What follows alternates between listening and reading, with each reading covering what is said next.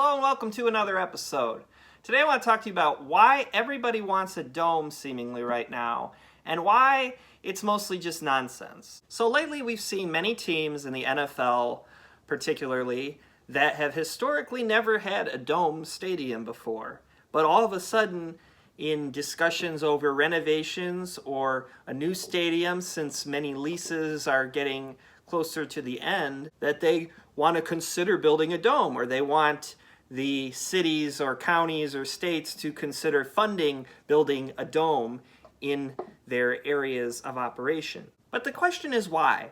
Why does everybody all of a sudden want a dome when 20 years ago everybody was pretty much building outdoor stadiums unless you historically had a dome before? Now, to answer that, I have to go back to the 1990s and before.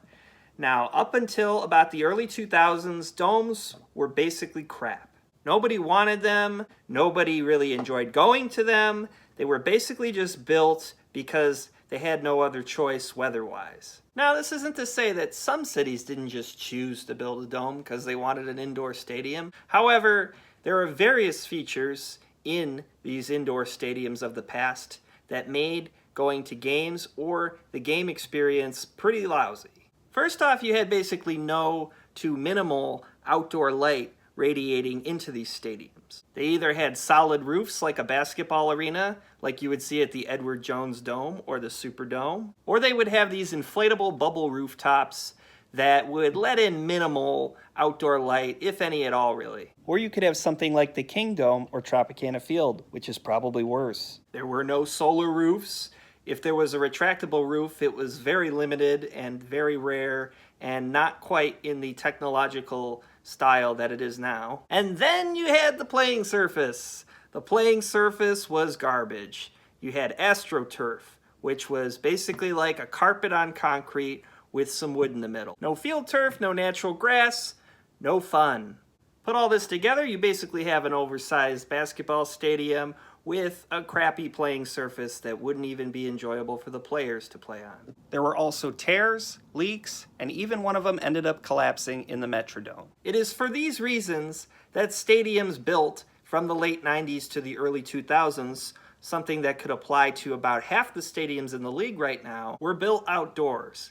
Cleveland, Denver, Cincinnati, Pittsburgh, Chicago, Philadelphia, and many others. Now fast forward through the 2000s and into the 2010s, and domes have all of a sudden become these Taj Mahals of football. Field turf, grass turf, natural light, retractable roofs, solar roofs, and even sometimes open sides. With all these new features and all these 30-year stadium leases getting close to their ends, what better idea than wanting a dome to keep up with the Joneses? Oh, wait a second. Let's not just build a dome. Let's add a retractable roof we'll use once a year. Or like Houston, practically never at all. Oh wait, but we can host all these additional events, all these summer tours that are having outdoor concerts anyway, we can have at the dome. Come on, it's only an extra $1 billion.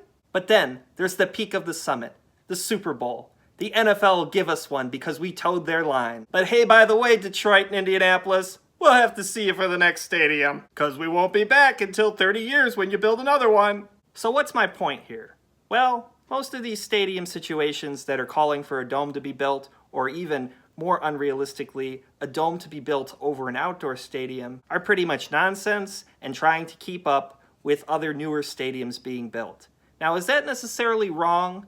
Not completely. It's understandably to want to be in line with your competition. But just remember, for about 90% of the people that go to these stadiums, whether it's indoor or outdoor, will not really matter much. Even the cold weather cities will only be hosting 2 to 4 games at most in the worst weather.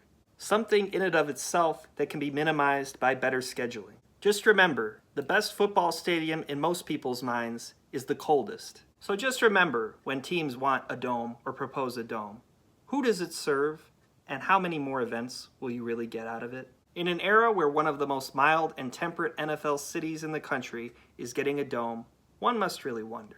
As always, I thank you for watching.